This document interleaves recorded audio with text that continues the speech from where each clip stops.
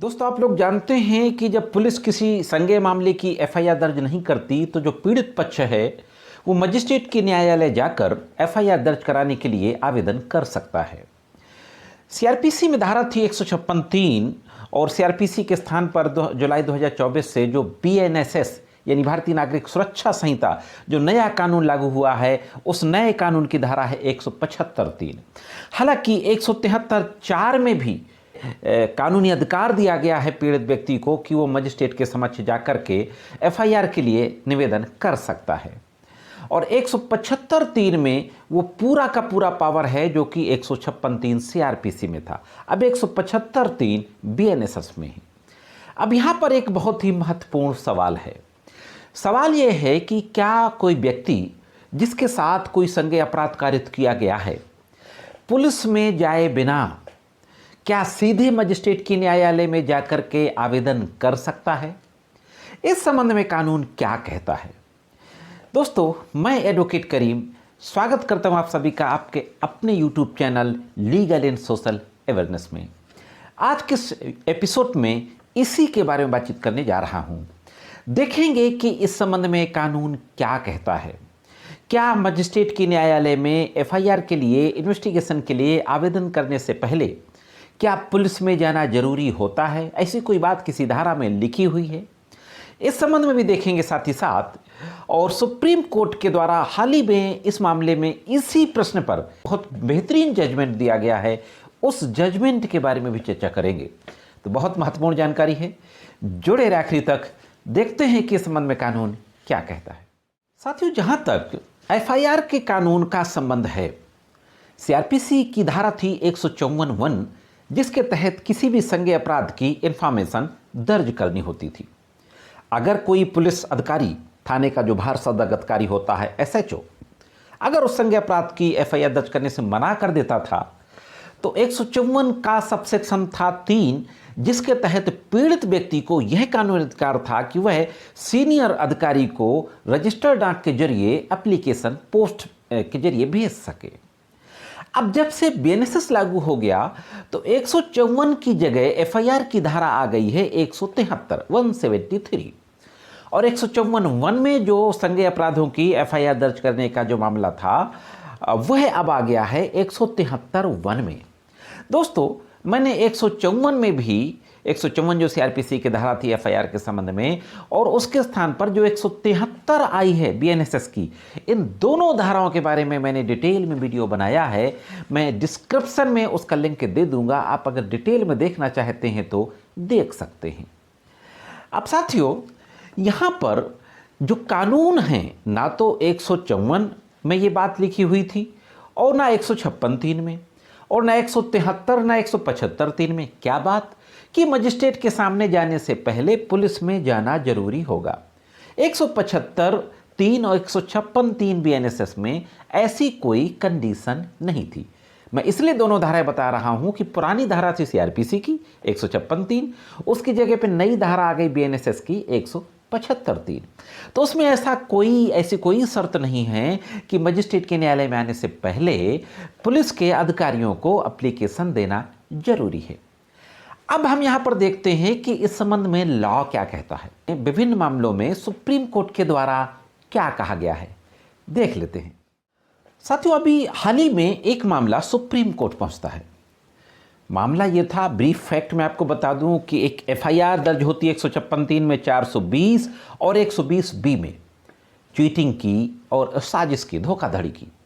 156(3) में एफआईआर दर्ज होती है और इस मामले में जो एफआईआर दर्ज कराने वाला जो आवेदक था, कंप्लेनेंट, उसने पुलिस में कोई एप्लीकेशन नहीं दी थी। ना तो 154(1) सीआरपीसी की कंप्लेंस की थी, ना 154(3) सीआरपीसी की कंप्लेंस की थी, जो अब 173(1) और 173(4) हो गया है बीएनएसएस की धारा।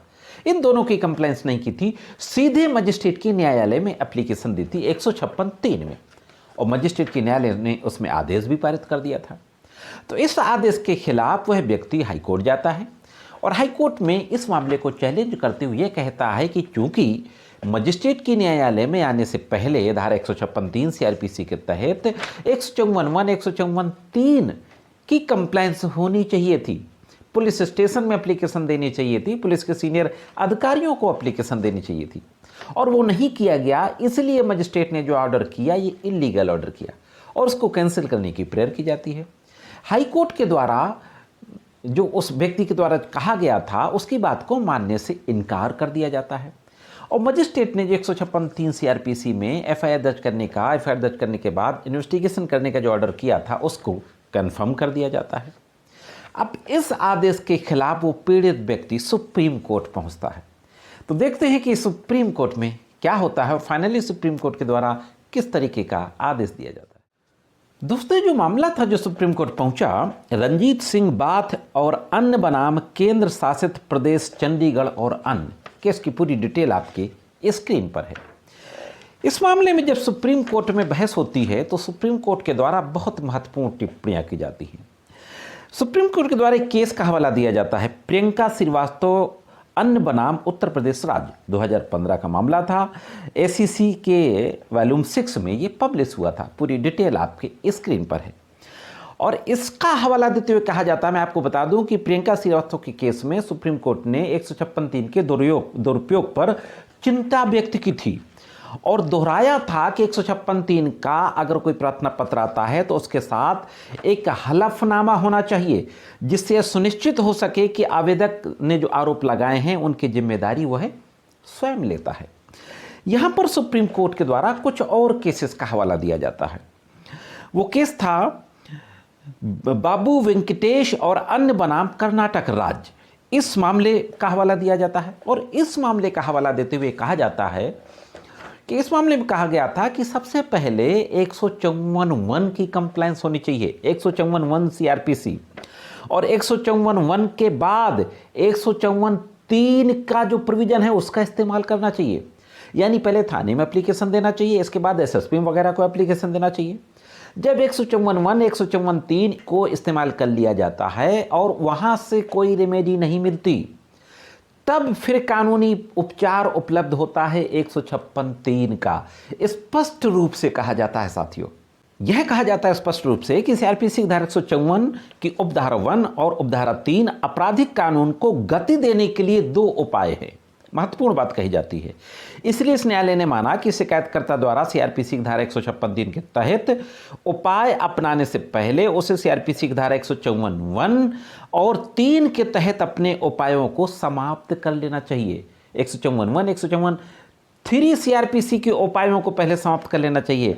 उसे शिकायत में उन कथनों को दर्ज करना चाहिए और 156(3) में जो एप्लीकेशन दे उसमें लिखना चाहिए कि हम पहले थाने में गए, उन्होंने नहीं सुनी, तब हम पुलिस के बड़े अधिकारियों के यहाँ गए, उन्होंने भी नहीं सुनी, तब हम आपके पास आए हैं। तो इस तरीके से सुप्रीम कोर्ट ने कहा कि 154(1) 154(3) के चूंकि उपायों का इस्तेमाल नहीं किया गया, इसलिए मजिस्ट्रेट ने जो 156(3) के तहत आदेश किया वह आदेश सही नहीं था।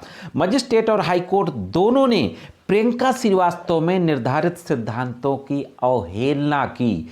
बहुत महत्वपूर्ण प्रिंसिपल लेट डाउन किया गया सुप्रीम कोर्ट के द्वारा कि मजिस्ट्रेट ने और हाई कोर्ट ने दोनों ने प्रियंका श्रीवास्तव में जो लॉ सुप्रीम कोर्ट ने दिया था उसकी अवहेलना की है।